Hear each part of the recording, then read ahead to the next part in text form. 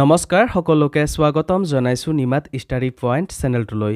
আজি আমি এই ভিডিঅ'টোৰ মাধ্যমেৰে BA first semester political science unit 3ৰ সকলোবোৰ মোষ্ট ইম্পৰ্টেণ্ট চমু প্ৰশ্ন উত্তৰ আলোচনা কৰিম।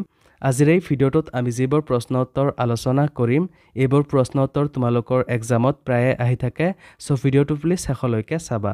যদি তুমি এতিয়ালৈকে এই চেনেলটো সাবস্ক্ৰাইব কৰা নাই তেন্তে প্লিজ চেনেলটো সাবস্ক্ৰাইব কৰি দিবা আৰু এইটো ভিডিঅ' তোমালোকৰ বন্ধু বান্ধৱী অথবা পলিটিকেল সায়েন্সৰ হোৱাটছআপ গ্ৰুপত শ্বেয়াৰ কৰি দিবা। মৰমৰ ছাত্ৰ ছাত্ৰীসকল, এইটো ভিডিঅ'ৰ ডেছক্ৰিপশ্যনত BA ফাৰ্ষ্ট ছেমিষ্টাৰ পলিটিকেল সায়েন্সৰ সকলো ইউনিটৰ ভিডিঅ'ৰ প্লেলিষ্টৰ লিংক দিয়া আছে, তাত ক্লিক কৰি তোমালোকে সকলো ইউনিটৰ ভিডিঅ'বোৰ চাই ল'বা। সো বলা তেন্তে বেছি পলম নকৰি আজিৰ ভিডিঅ'টো আমি আৰম্ভ কৰোঁ। চমু প্ৰশ্ন উত্তৰ। 1 নম্বৰ প্ৰশ্ন, ন্যায় বুলিলে কি বুজা? উত্তৰ, ন্যায় মানে হ'ল কাৰো প্ৰতি কোনো ধৰণৰ অন্যায় নকৰা। ন্যায় বুলিলে আনৰ ওপৰত অন্যায় নকৰাকৈ সহজভাৱে, সঠিকভাৱে আৰু সহজভাৱে নিজৰ দায়িত্ব সততাৰে পালন কৰাকেই বুজায়। 2 নম্বৰ প্ৰশ্ন, প্ৰাকৃতিক অধিকাৰ আৰু আইনগত অধিকাৰৰ মাজত দুটা পাৰ্থক্য উল্লেখ কৰা।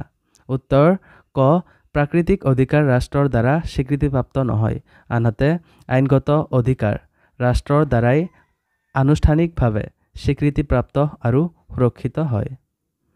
খ, প্ৰাকৃতিক অধিকাৰবোৰ ৰক্ষণাবেক্ষণ দিবলৈ বিশেষ কোনো নিৰ্দিষ্ট কৰ্তৃপক্ষ নাই, কিন্তু আইনগত অধিকাৰবোৰ ৰক্ষা আৰু বলৱৎ কৰিবলৈ স্পষ্টভাৱে নিৰ্ধাৰিত এক কৰ্তৃপক্ষ থাকে। 3 নম্বৰ প্ৰশ্ন, নকাৰাত্মক স্বাধীনতা বুলিলে কি বুজা?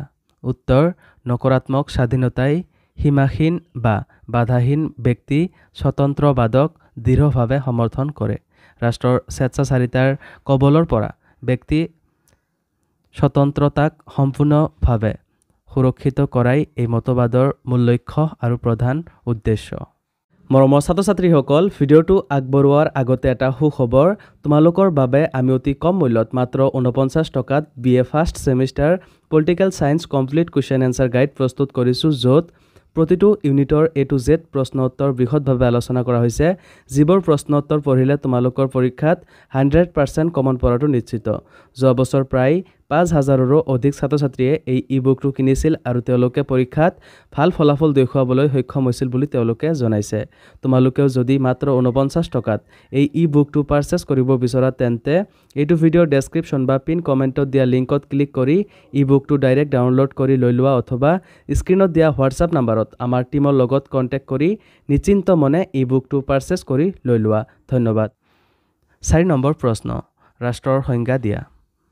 উত্তৰ, ৰাজনীতি বিজ্ঞানৰ মূল আৰু কেন্দ্ৰীয় বিষয়বস্তু হ'ল ৰাষ্ট্ৰ। উইলছনৰ মতে কোনো নিৰ্দিষ্ট ভূখণ্ডত আইন অনুসাৰে সংগঠিত জনসমষ্টিক ৰাষ্ট্ৰ বোলে। 5 নম্বৰ প্ৰশ্ন, অধিকাৰৰ দুটা শ্ৰেণী লিখা। উত্তৰ, ক, প্ৰাকৃতিক অধিকাৰ আৰু খ, ৰাজনৈতিক অধিকাৰ। 6 নম্বৰ প্ৰশ্ন, মানৱ অধিকাৰ দুটা বৈশিষ্ট্য লিখা। ক, মানৱ অধিকাৰসমূহ অবিচ্ছিন্ন, খ, মানৱ অধিকাৰসমূহ বৈধ অধিকাৰ। 7 নম্বৰ প্ৰশ্ন, ন্যায়ৰ নীতি দুটা লিখা। উত্তৰ, ক, সমান লোকৰ প্ৰতি সমান ব্যৱহাৰ, খ, বিশেষ প্ৰয়োজনৰ স্বীকৃতি। 8 নম্বৰ প্ৰশ্ন, স্বতন্ত্ৰতা ৰক্ষাৰ দুটা উপায়। উত্তৰ, ক, সংবিধানত মৌলিক অধিকাৰ অন্তৰ্ভুক্ত কৰি, খ, আইনৰ শাসনৰ জৰিয়তে। 10 নম্বৰ প্ৰশ্ন, ৰাষ্ট্ৰৰ দুটা উপাদান উল্লেখ কৰা। উত্তৰ, ক, জনসমষ্টি, খ, নিৰ্দিষ্ট ভূখণ্ড। 10 নম্বৰ প্ৰশ্ন, দুটা নাগৰিক অধিকাৰ লিখা।